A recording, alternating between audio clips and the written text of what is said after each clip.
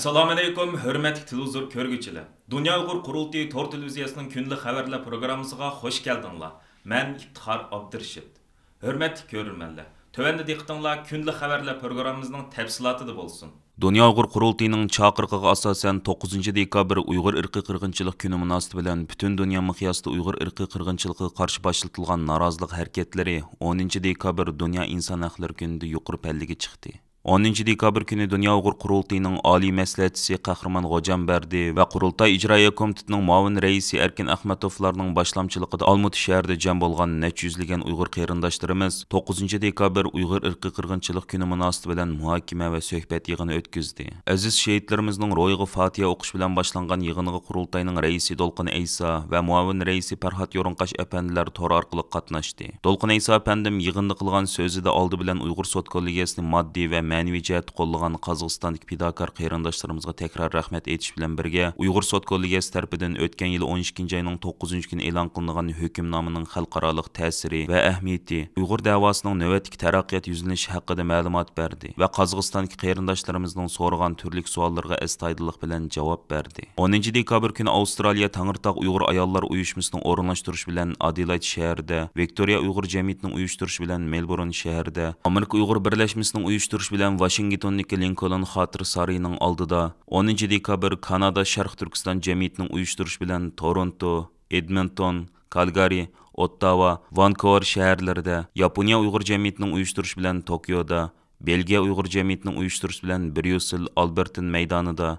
Shvetsiya Uyg'ur birligining uyushtirishi bilan Stokgolmdagi parlament binosi oldida, Shveysariya Uyg'ur jamiyatining uyushtirishi bilan Syurix shahrida, Gollandiya Uyg'ur jamoatining uyushtirishi bilan Amsterdam Dam maydonida, Dunyo Uyg'ur qurultiyi Yevropa Sharq Turkiston birligining uyushtirishi bilan Berlin shahrida, Dunyo Uyg'ur qurultiyi Xatar ostidagi millatlarni qo'g'dash tashkilotining uyushtirishi bilan Karlsruhe shahrida keng ko'lamli namoyish va xotirlash faoliyatlari o'tkazildi. Uyg'ur irqiy qirg'inchilik kuni hisoblangan 9 dekabr kuni Avstraliya Uyg'ur jamiyatining uyushtirishi bilan Sidneydagi Xitoy konsulxonasi oldida, Fransiya Uyg'ur birligining uyushtirishi bilan Parijdagi Eyfel temir minorining oldida, Norvegiya Uyg'ur komitetining uyushtirishi bilan Oslodagi parlament binosi oldida, Dunyo Uyg'ur qurultiyining o'rinlashtirishi bilan Myunxen shahridagi Xitoy konsulxonasi oldida va Ilhom To'xtini qo'llash guruhi tarafidan Berlinda maxsus namoyishlar o'tkazilgan edi. Dunyo Uyg'ur qurultiyining raisi Dolqin Aysa apandim bu munosabat bilan istansimiz qilgan so'zida qurultayning chaqiriqiga ovoz qo'shgan butun tashkilotlarimizga va qattiq sovuq va qarshi virg'onga qaramasdan maydonlarga to'kilib namoyishlarga qatnashgan fidokor qarindoshlarimizga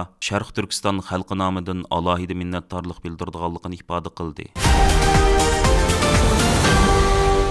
9 dekabr Uyg'ur irqiy qirg'inchilik kuni munosabati bilan Xalqaro Uyg'ur akademiyasi tarafidan 9 va 10 dekabr kunlari Amerikaning George Washington universitetida o'tkazilgan qirg'inchilik davom qilayotganda Uyg'ur madaniyatini qo'g'dash degan temadagi xalqaro ilmiy muhokama yig'ini kuzatuvchilarning kuchli diqqatini qo'zg'adi. Irqiy qirg'inchilik uchrayotgan Uyg'ur kimligini qo'g'dab qilish asos tema qilingan bu qatimki xalqaro muhokama yig'ini George Washington universiteti, Indiana universiteti, Drexel universiteti, Uyg'ur kishilik huquq qurilishi, Uyg'ur harakati, Uyg'ur Amerika birlashmasi, Uyg'ur Project fondi, Ipak yo'li tinchlik projekti, Yaponiya Uyg'ur jamiyati qatorliq ko'plagan o'rin va tashkilotlarning qo'llashi va iqtisodiy jihatdan yordam berish bilan o'tkazilgan bo'lib, yig'inga Dunyo Uyg'ur qurultiyining raisi Dolqin Aysa boshchiligidagi qurultay hay'ati, Dr. Rishad Abbosning bosh raisligidagi Xalqaro Uyg'ur akademiyasining har qaysi allardagi sho'balarining mas'ullari, har qaysi allardagi ona til maktablarining mas'ullari, akademisiyanlar, pedagoglar, tashkilot mas'ullaridan bo'lib ko'p sonli kishi qatnashdi.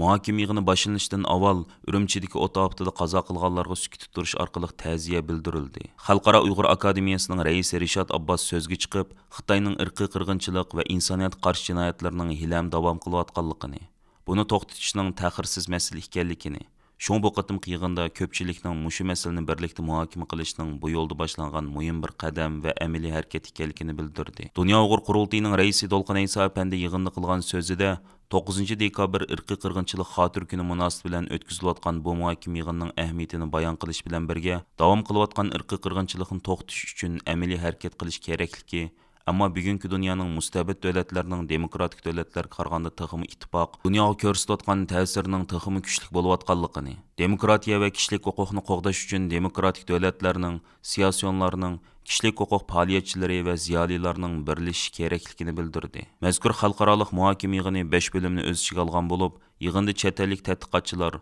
Uyg'ur akademisyenlar, siyosiy arboblar, Uyg'ur ana til maktablarining mas'ullari va pedagoglar Uyg'ur irqiy qirg'inchiligini qanday qilib to'sib qilishni cho'ridigan holda Uyg'ur kimligini qo'g'dab qilishning konkret chora-tadbirlari ustida keng doirada muhokama ilib bordi. Dünya Uyghur Qurultayı 9 dekabr Uyg'ur irqiy qirg'inchilik kuni munosabati bilan 8 dekabr inglizcha videoliq tashviqot film ishlab tarqatgan.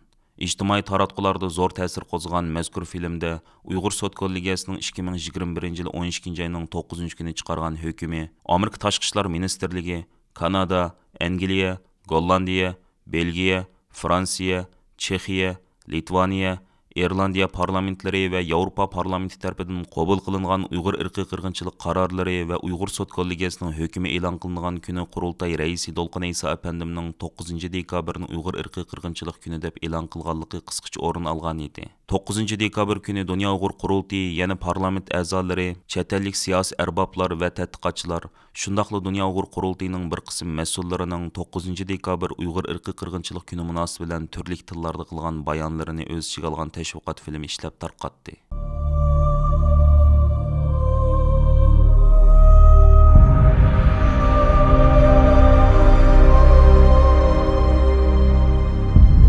Chinese government commit genocide and the crime against humanity against the Uyghur people. December 9 is Uyghur Genocide Recognition Days. Please join us. Please stand with us to stop ongoing Uyghur genocide. Stoppt den Genozid an den Uiguren jetzt. Thousands of Uyghurs, the vast majority of Muslim faith, continue to be arbitrarily held in forced labor camps across East Turkestan. On Uyghur Genocide Recognition Day, we must continue to speak out against these gross human rights violations committed by the Chinese government. I call upon China to immediately cease its genocide of Uyghurs and to allow for the free expression of religion. End Uyghur genocide now. Stoppa folkmordet på uigurerna. Nu har det gått ett helt år sedan Uigurtribunalen fastslog att den kinesiska regimen begår ett folkmord på uigurerna. Det är ett enormt svek av hela omvärlden. 1 million Uyghurs are detained in concentration camps in Xinjiang. An independent tribunal found that it's genocide. When are we going to call it by its name? Genocide, the crime above all crimes. Stop au génocide ouïghour maintenant. Every day in Xinjiang and beyond, we're seeing the true face of the Chinese Communist Party. And establishing a Uyghur Genocide Recognition Day is a critical step forward to further drawing global attention to this unspeakable evil. I wish you all the best and look forward to working together on these critical issues in the coming year. Le gouvernement chinois est en train de commettre un génocide contre le peuple ouïghour au Turkestan oriental. Le 9 décembre est la journée de reconnaissance du génocide ouïghour. Joignez-vous à notre cause pour mettre fin à ce géнocид. Китайское правительство, возглавляемое Коммунистической партией Китая, проводит на данный момент геноцид уйгурского народа. Сегодня, 9 декабря, день признания уйгурского геноцида. Мы призываем вас присоединиться к нам, чтобы остановить текущий геноцид. Op 9 december herdenkt de Oeigoerse gemeenschap de dag van de erkenning van de Oeigoerse genocide. Steun de Oeigoeren om de genocide te beëindigen. 中国はウイグル人に対してジェノサイドを行っています。12月9日はウイグルジェノサイドを認定された日です。このジェノサイドを止めるために私たちみんな緊急に同意しなければなりません。ウイグルジェノサイドを止めよう. Çin hükümeti Uygurlara soykırım uyguluyor. 9 Aralık Uygur soykırımını tanıma günüdür. Bu soykırımı durdurmak için hepimiz acilen seferber olmalıyız. Uygur soykırımı durdurulsun.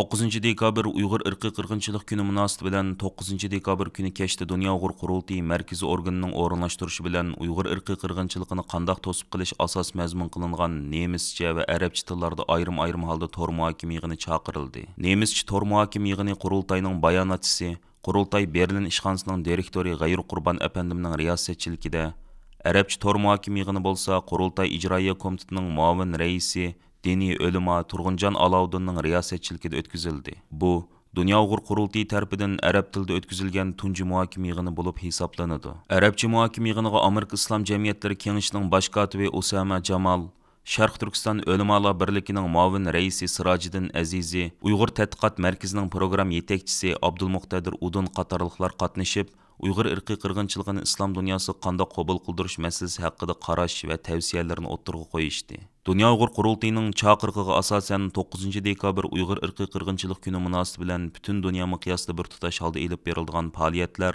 Dunyo Uyg'ur qurultiyi va Uyg'ur kishilik huquq qurilish tarafidan 7 dekabr o'tkazilgan Uyg'ur sud kollegiyasining hukm e'lon qilinganligining 1-yilligida degan temadagi inglizcha tor muhokama yig'ini bilan rasmiy boshlangan edi.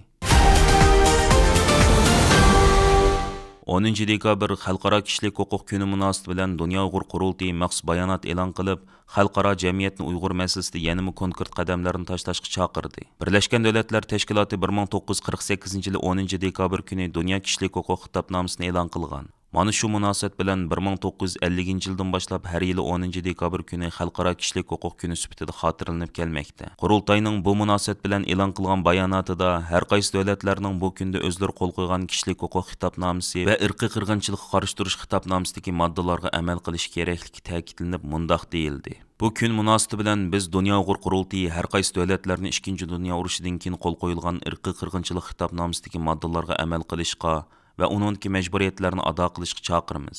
Davlatlar cho'qim Uyg'urlarga qaratilayotgan irqiy qirg'inchilikni to'xtatish uchun harakat qilish kerak. Yana biri, davlatlar cho'qim irqiy qirg'inchilikning intayin muhim parchasi bo'layotgan Uyg'ur majburiy emgakini cheklashi, uning badaliga foyda olishdan saqlanish kerak. Amerikada Uyg'ur majburiy emgaki badaliga kelgan tovarlar cheklandi.